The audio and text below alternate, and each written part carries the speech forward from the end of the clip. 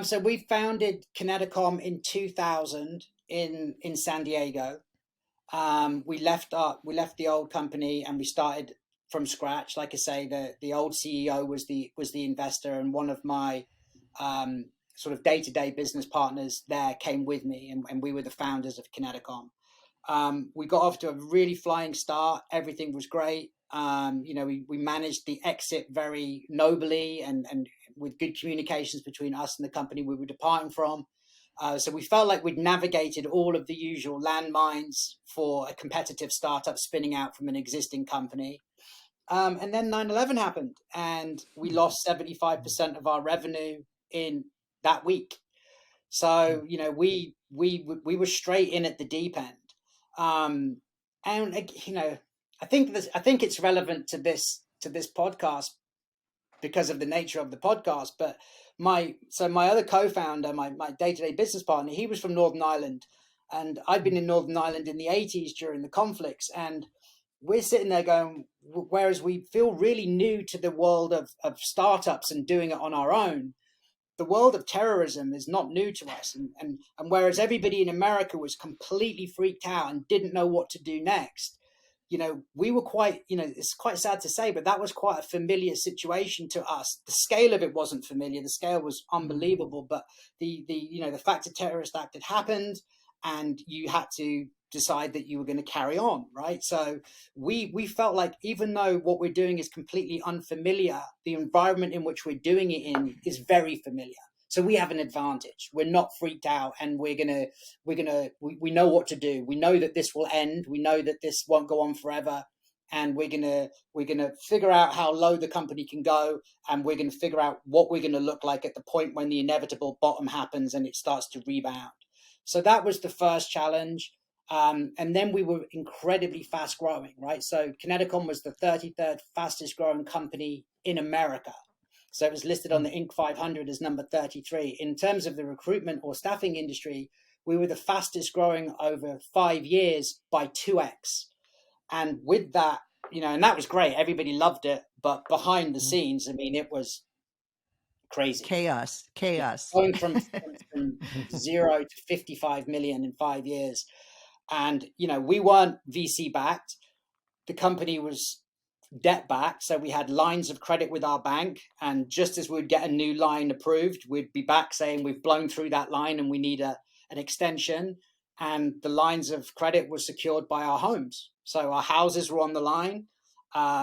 We had, the bank didn't need to knock on the door if things went wrong. They already had the keys, right? We had liens on our houses.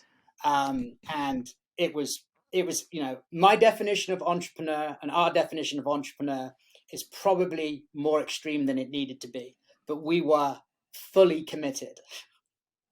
There was no if we failed, it was lose your visa, go home, lose your home, take the 2 bags you arrived with, and get out. So Simon, would you, in retrospect, because you came through it, of course, and there's a happy ending to the story, how would you advise somebody else in that situation? Would you advise them to go for it, double down, and make it happen? Or in retrospect, what would you say? That's a good question. Depends who it is, depends who you're advising. Not everybody should go for it. I'd say a few things. One, other people's money, right? You can do it with other people's money, but let's face it, less than 1% of companies that try to get funded get funded. So this notion that all entrepreneurs are backed by venture capitalists is complete not true by a long stretch. Most entrepreneurial ventures are done by people with their own money or the money from friends and family. I never intended to put everything on the line. I thought I was sacrificing the income and all the rest of it, and the investor was putting the money on the line. But when you have that discussion with your bank for the first time, once you've left that job and big paycheck and handed the keys to the car in the apartment, and the bank says, that's an interesting story that you and your founder friends had a nice conversation, but we don't care. We want your assets on the line. So it wasn't really, I'd love to say it was a heroic decision, but it wasn't. It was, we'd already left, we'd cut the umbilical cord, and the bank says, you have to sign up. So putting all of those assets on the line, I actually think I can look at it both ways, right? There were some times when that was the only thing keeping me in the venture because it was so bleak. And then there were other times when we could have been enjoying it more, and it would have been better to have that unreasonable amount of pressure taken off, right? I think it's okay to do that for a few years, but I did it for a decade. And even when I got the bank finally, like we're throwing off $3 million worth of EBITDA, we've got multiple offers for exit, we've got millions of dollars worth of San Diego real estate guaranteeing the lines, and I finally got the houses removed from the bank line. It took about 6 months to even process it because it was so used to being in that stress position. And I don't think I can see why financial institutions do it. I get it. And they'll tell you things like, well, we never do that. We can't even remember a time that we've implemented those contractual pieces. And we're like, okay, we'll remove them then. And they're like, nah. No. So I think it can serve in some instances, but it can also take away. And I think investors now are more realistic about what amount of pressure you need to put on people who are under a huge amount of pressure anyway, and put a lot of pressure on themselves. I don't think you need that external, you're going to lose everything, because it can go against you. And what's acceptable to you when you're single and in your early 20s and what's acceptable later is different, and it should be different. Steve's mantra is do what you love in service of people who love what you do, which I think is one of the smartest things said about business. I think with that generation, you have a lot of people who look at, people making money on YouTube and doing what appears to be very fun, gratifying things and making a ton of money out of it. I don't think they realize necessarily how much hard work and exposure and sacrifice goes into some of those sort of YouTube sensation type business models. The people running those things are working incredibly hard. I do think that I don't think you can blame a generation for anything.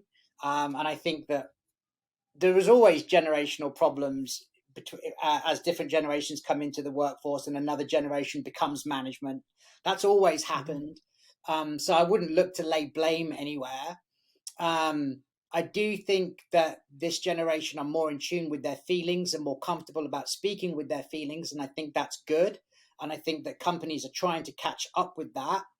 I'd like to see it be more authentic than just paying lip service to those types of things. And I think that it's very obvious to that generation when they are being sort of, given lip service. I think they can see through the bull very easily. So yeah, I don't know. It's almost, that question's almost got like a lot of political sort of sway to it in some ways because of this whole what's going on with this generation. But it's certainly something that has to be addressed, right? People like Simon Sinek are looking at it quite carefully, but people like Steve Farber, they're perfect for that type of conversation because he does make the idea of leadership, and his Leap is about a journey in personal leadership. It's not about being a boss. It's not about having an organizational structure.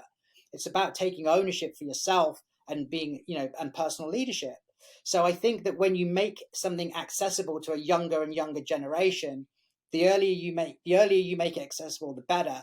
But that involves talking in a language that might not be as familiar to, their language might not be as familiar to you as your own. Yeah. So I don't know how to fully answer that question. Yeah, I know it. That's why I said it's just an opinion. It's a hard one, but I deal with managers in software businesses where it's like it seems that the level of resilience has lowered and the willingness for people to walk away from a job quicker seems lower to me now. But again, that might be my perception because I'm older.